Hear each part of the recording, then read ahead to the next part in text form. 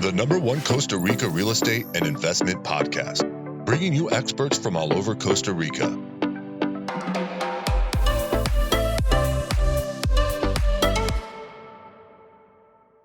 Good afternoon, guys, and welcome to episode 165 of Costa Rica Real Estate and Investments with me, your host, Richard Bexon. Today, we're going to be talking with Xenia Geneva Oliver. I'm sure that that's not how I would say it in Spanish, Xenia Geneva Oliver, something like that. Entrepreneur and business owner from Puerto Rico. She has her own hair salon by day and also Arenal Airbnb by night. So we're going to be talking to her about her experiences of creating an Airbnb, becoming one of the top vacation rentals in Arenao, and also why she chose Arenao as well. So this should be an interesting podcast. Remember, if you want to reach out to us, you can do. It doesn't matter what it's about, guys. You're never inconveniencing us. Feel free to reach out to us, info@investingcostarica.com. If we cannot help you, I'm sure that we can find somebody that will or point you in the right direction. You never inconvenience us. There's no obligation. We're not going to try and sell you anything. Remember, info@investingcostarica.com. But let's get straight into the podcast. Good afternoon, Xenia. How are you doing? Good, thank you. How are you? Very, very good, thank you. I'm here now in Los Sueños, which is by Jacó. I was down in Manuel Antonio working on a project, now up here with the family because we have this week vacation period here for the kids. So I thought it was always good to kind of get out of Chepe or San Jose, as they say, and down to the beach. You should go to Arenal. I will be in Arenal next week. I own a piece of land in Arenal as well, Xenia. So I'll be there next week, actually, and we have a project going on up there. So I will wait for you. Fantastic. Thank you. Thank you. Well, Xenia, again, thanks very much for taking the time to join us on the podcast. The question that I always like to get, because I think that you have a very clear picture of probably what's happening in the market at the moment. You know, I mean, with worldwide, economies kind of slowing. I mean, how are you seeing this hitting specifically your Airbnb bookings? Is the past couple of months been different than last year? How does your high season look? I mean, just give us an idea of kind of what you're seeing from your point of view. Okay, since pandemic, everything is a normal. The tourists at La Fortuna, that is my zone, it moves very different than years before. Years before. Yep. Before pandemic. After pandemic, it was very moved. When we get out, it was very moved, very good tourists at Costa Rica for a year and a half, steady. It was good. Right now, it came slower than any other years. Wow. September and October was, no one was preparado. Prepared. Prepared for this very slow season. The rafting companies, they usually move 300 guests per day, and they are right now in 5-8. It's very slow right now. December, I already had my lodging very high, like 70% rent already. Wow. It will be a good season, but this year, September and October, I don't know why this year was different, but it is very slow, more than usual. Wow. Well, I mean, I think that what you're saying there is exactly what the hoteliers are seeing as well, and just the general pattern in Costa Rica. I mean, I think we're returning to seasonality, which we had pre-pandemic. Just that the past couple of years, of course, because we had that kind of real big swing back from pandemic, I think everyone's accustomed to that being normal, whereas that's not normal. Like, I think that, the new normal we're about to see, especially in 2024, is we're going to see that cycle of, December, January, February, March, up to April being very high, May, June a bit quieter, July, August peak, September and October being very, very quiet, and then kind of the ramp up again from November, December. Yeah, of course. But, we are waiting for our guests. We are prepared, dealing with offers and everything to get up this again. Yeah. Well, I mean, if you don't mind me asking, Xenia, how did you end up owning a vacation rental in Arenal. It seems very like you're from Puerto Rico. Like, how did you end up with something in Arenal of all places? Okay, 2016, I get divorced, and it was my first solo trip in my life. And I asked for friends, where can I travel being a beautiful lady and alone and being safe. I want to be safe, but have my solo trip. Yep. And I was thinking on Dominican Republic. They told me no. And a friend told me Costa Rica is a sure place that you can go alone. People will help you. It Yep. will be safe. So, okay, no problem. I booked for Costa Rica on June 2016. My first solo trip. I took my places of interest, explore San Jose a little bit, then Rio Celeste, Monte Verde, La Fortuna. And I love La Fortuna. Everyone loves La Fortuna. Ticos love La Fortuna because it's very moved place, like happy, a lot of tourists. And I like it. I met people, I met tour guides, and they talk to you a lot of his country, the electricity, the water system, everything. And it was very interesting. Here where I live, in Puerto Rico, the electricity is awful. So I can have this kind of business in Puerto Rico because the bill in Puerto Rico from electricity is very high, very high. Yep. And even you need some power generator at your home or solar Yep. panels at your home. So Costa Rica, it was like a good idea for investment. So I only had 11,000 on that moment for my future. I don't know. I need to think very well. What can I do? So I start searching for lots at La Fortuna because I already had friends that I met there. People at Costa Rica are very friendly. They want to help you. They would like you to visit more his country, and very friendly. So they helped me on distance to search for lots, and we're going to make business because I will make an Airbnb and they are tour guides, so they will have work from me. I will have guests from them and they will have guests from me. So everything starts like that. Then I travel again in September. I signed with a company that they had no, you don't have to make a prima down They payment. basically You know, they finance the yeah, lot. Yep. yeah, they finance everything, 99%, 95% the construction. It was, wow, that would be nice because with my money I can buy the beds and everything inside, the appliances. And I do it like that. It was the best option because the best is you can do it by your own, right? But Yeah. if you're on distance, it was perfect. They had everything, the lawyers, all the permissology for the water, Yep. electricity, everything.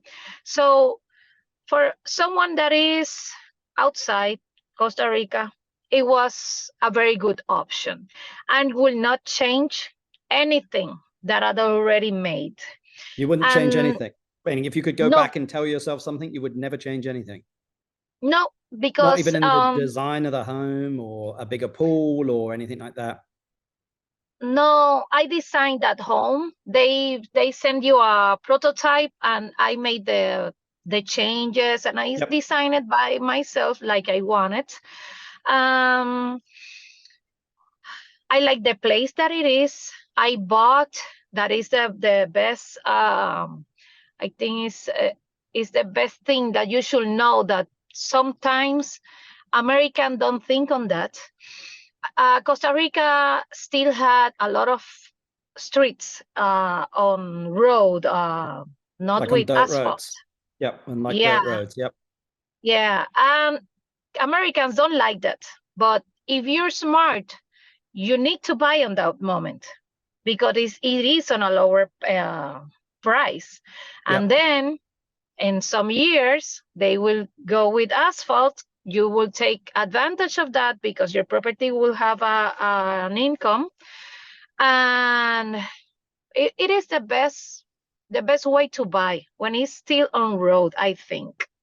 Well, I mean, you definitely take a risk though, Xenia, because again, Hacienda Pinilla waited like 25 years for an asphalt road. So it just depends on where it is. And I mean, they have a multi-million-dollar project there. But I think when there's a lot of tourism development and not so much real estate development, but tourism development like La Fortuna has had, yeah. we definitely see a lot more infrastructure going in place. And again, Arenao is one of the hubs for tourism in the country and producing, tax revenue. So, I mean, what has been the best platform for revenue for you on your Airbnb, Xenia? Well, right now, I still think the best is Airbnb, because they had this platform very safe for everyone. The insurance, yes, it is very tricky because a lot of people like to take advantage of the platform and use like bad reviews or something to take to ask for money. Yeah. And it goes against the policy from Airbnb and all that. The problem is not the platform, is the guest that would like to take advantage. But still being the best, the 1 to 5 stars review, I don't like it, because it gets you very lower and maybe sometimes gets out of the platform, like suspended. I don't like that. It's the only thing. For the other, it's still been the same. I don't like booking. Too many cancellations. They don't have a platform that they can ask for the money for the guest. I need there's no cancellation fee, ask for and ask for with the guest, ask for the payment and the all guest that. has to pay you. The guest has to pay you, and then you have to pay booking. Personal, yeah. Okay. Whereas Airbnb will charge the client and just give you what's left over. Yeah, that's excellent. Which I think is smarter. To be honest with you. Of course, it's still the same.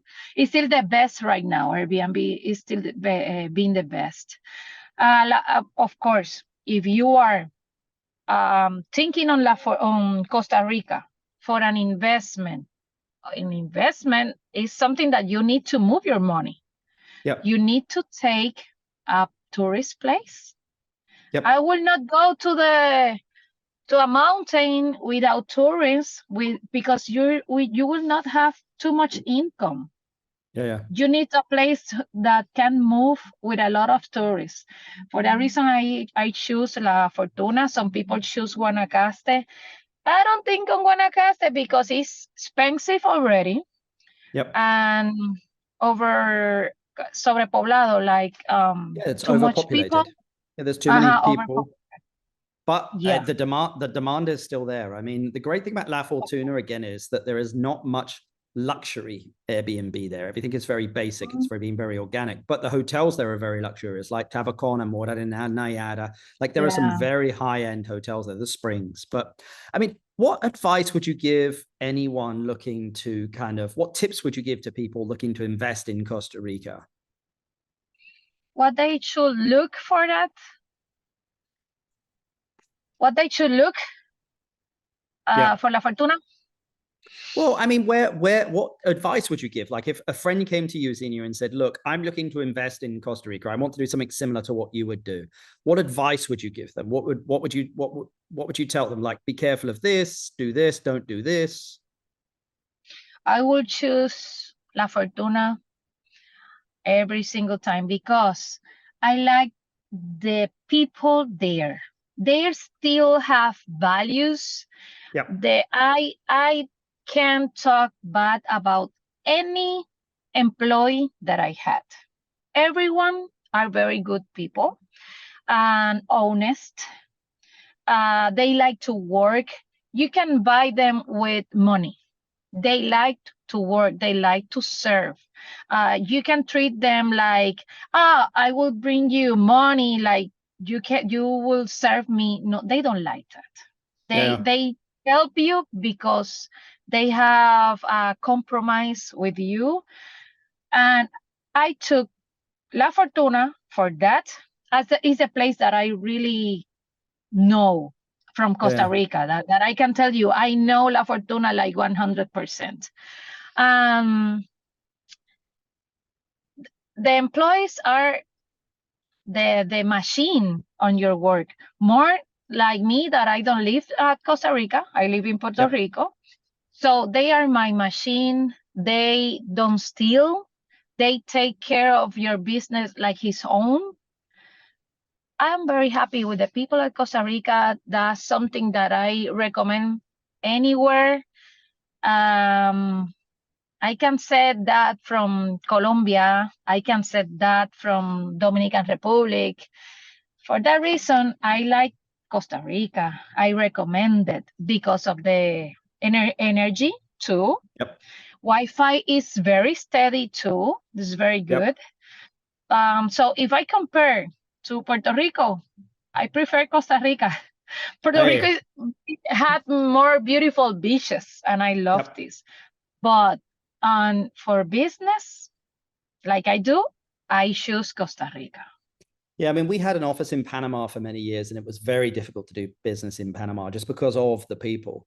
Whereas I think that's what makes Costa Rica very unique, is the people. I mean, its greatest asset is its people.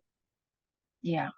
I think that's one of the best things. And the other, I have restaurants, and I have someone who made the tramitology for the permisology and all that. Yeah, for the permits.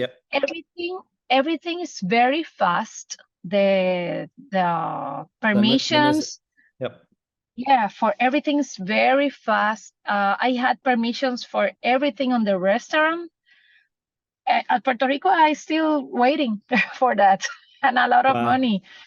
Costa Rica likes that the country move.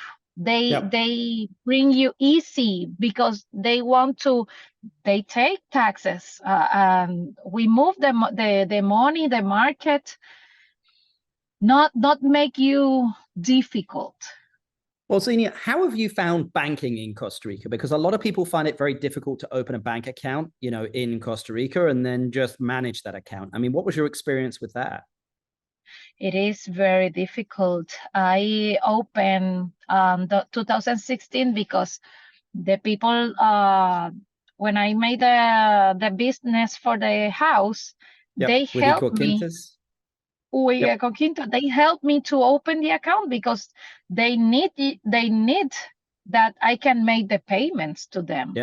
So they help you to open the account. It was a personal account, a little bit limited, but it's no problem because when you start to move the money, they will increase the money you can move. And right now, well, I have first just a dream house that it was the log cabin at La Fortuna Center. Very 3 minutes from center, very center. And that is like country style, right? And then in 2021, I opened Arenal Village, that is luxury, like you said, that it wasn't my style, but it's a luxury place at Costa Rica, and that had the cédula jurídica. So they had like the they had a company ID and had a bank account probably as well. And you still had Tico on your society. For they can open the account, because I made the society and I tried to make it by myself. They don't. Costa Rica. Even if for commercial use, I with a PO and all that. No, I need to put someone from Costa Rica with Costa Rica cedula so they can open the account. Okay, that's good to know. I mean, Xenia, for someone looking to make, let's say Arenao, say that someone's looking to do a vacation rental in Arenao. I mean, what % return do you think that they're going to get on their investment, do you think? Do you know the answer to that? Like the return, what return that you think that they would get? Meaning if they invested $100,000 a year, are they going to be making 10%? Would they be making 15, 20% return a year? Do you have any idea of how much they'd be making on that? Okay. Well, you need to move your business, right? At the beginning, it's not be a lot, but I can tell you that is 100% good revenue on a touristic area. All right. That's a thing. Like an example for Just a Dream that I already had from 2016. They had some years private pool. That's a thing that you should need to rent it. Private pool. I paid for that loan 1,000, and I get revenue 5,000. Wow. So I mean, it's a good. You're making probably about $60,000 a year, basically revenue on an Airbnb, and you're paying $12,000 a year, and maybe your expenses are what, 8,000? So you're making like $40,000 a year. Maybe expensive lower because the you know that the hourly, the payment for the employees is very low. Yeah. Wow. Okay. So it's good. And how much was your original investment, if you don't mind me asking, just so we can get an idea? I mean, was the original investment with the lot and land, if you'd have paid all in cash, would it have been $150,000? I got everything financial, and on that moment it was very lower price because of the road and all that. It was the beginning. Just a Dream was the second Airbnb at La Fortuna. Wow. Yeah, it was the second. I stayed on the one and only Airbnb. There it was an apartment, and for that reason I made I took that idea because everything was hotels. And if you're on a group, I can have 2 or 3 rooms rented for my friends. I want a house that we can be on the same place. And for that reason, I made it on 2017, goes live on Airbnb without pool on that moment. And it was for group until 14 guests made Just a Dream. Yeah. And what else? But Xenia, if you would have paid cash, you'd have paid 100% cash in 2016 for your land and house. If you don't mind me asking, and you can say I don't want to ask that question. No problem. It was a total of 100,000 was the total. Okay. So I mean, the land and the construction being expensive because it was no, but that's not that expensive on a loan. No, it's not expensive for us, but if you have your money on cash and if you can do it not with them, with a construction company directly, it goes through half of that. But still, I mean, look, you invest $100,000, your revenue is $50,000, say it's 40. Say your expenses are 8. That's $32,000 of net profit at the end of every year. Less taxes. Say you make 25,000. That's still 25% return, which is phenomenal, in the world of investment. So I think any investor would take a 25% return every day. So, but it's the best. I think it's one of the best deals you can make. Definitely. Well, I mean, I personally invested in land in Arenal myself. So yes, I completely agree. But I mean, my last question for you, Xenia, as I've kept you long enough. If you inherited $500,000 and you had to invest it into a business or real estate in Costa Rica, and I think I know the answer, but what would you do with it? Well, right now I'm selling my 2 business because I want to do something new and buy something on road and do it again. Wow. something innovative. I have too many ideas, and I will do it again, of course, at La Fortuna. It will be at Costa Rica. It will be at La Anywhere in Fortuna Costa Rica. because I already know the people. And if I already have that staff and people who made the tramitology and everything, why can I move from that place? True. Stick to what you know, and I mean, it's been proven. So yeah.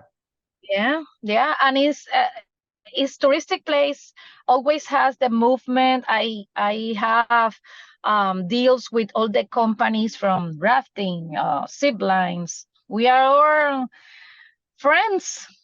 Yeah. It's our business. We live one from each other. Awesome. Well, Xenia, I really appreciate you coming on the podcast. And I'll put up your contact details and all of your websites in the description down below. But thank you very much for taking the time to chat with us. Okay, thank you. Thank you, Risha, for the invitation. Thank you. Hey guys, hope you enjoyed that podcast there with Xenia. I think as you can see there, she's been doing this since 2016. So she kind of really caught the wave early. It was the second vacation rental in Arenal. I just got in at a great price. I still think there's tons of opportunity in Arenal. It's why I've personally been investing there. Huge, amount of demand for the area, and there really isn't that much stuff in the luxury market. So I think anyone that's looking to potentially just make a pure investment or likes Arenal, feel free to reach out to me, info@investingcostarica.com. That's info@investingcostarica.com. And, happy to chat about, kind of what an investment could look like there. I know the area very well, and also the hotels and hoteliers in that area. So, and again, she's making, probably in excess of 20% returns on her original investment there. And I still think that can be achieved. I think that the thing is that, again, she has a working team there as well. So I think it's just the key is finding that individual there that can really manage your property for you. And you can structure it that you pay them less than what you would typically pay a property management company, because they're probably managing a variety of different properties there as well. So you can email us, again, info@investingcostarica.com. If you've enjoyed this podcast, please give us a thumbs up and 5 stars. We'll see you on the next podcast. Bye. The #1 Costa Rica real estate and investment podcast, bringing you experts from all over Costa Rica.